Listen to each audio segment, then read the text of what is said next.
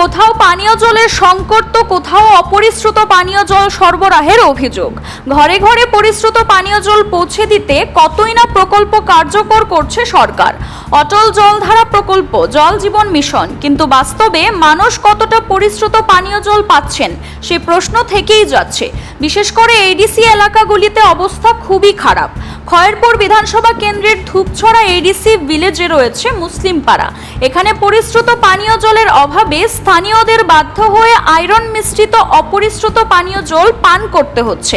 অভিযোগ, iron removal plant না থাকার কারণে দিনের পর দিন এই জল পান করতে হচ্ছে এলাকাবাসীর। এখানে একটি অঙ্গনওয়াড়ি কেন্দ্র রয়েছে।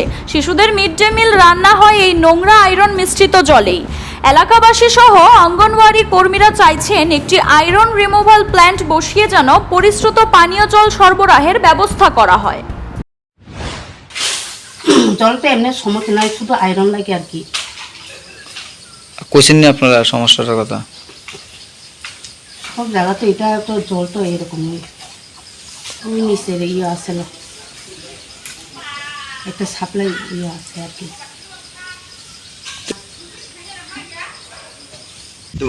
মানে আয়রন ট্যাঙ্কি ছাড়া তো মনে হয় পরিষ্কার হইতো না। এখন মানে যে ডাইরেক্ট যে মানে পাম্প হাউসের থেকে যে জল দিয়ে আয় ঠিক এরকমই এই ফিল্টার থেকে এই ট্যাঙ্কির জল